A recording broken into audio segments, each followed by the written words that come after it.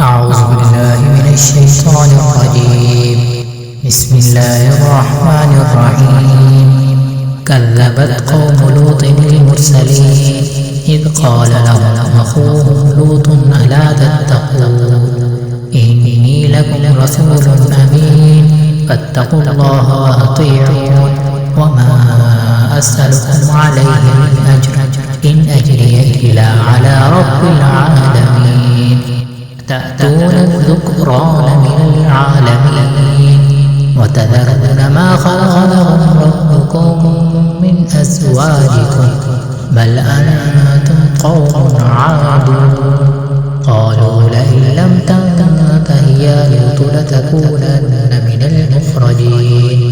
قال إني لعملكم من القالين رب نجني وأهلي مما يعملون.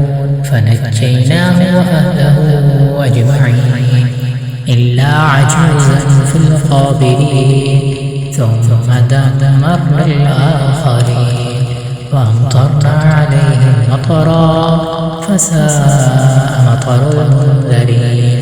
إن في ذلك لآية وما كان أكثرهم مؤمنين وإن ربك لهو العزيز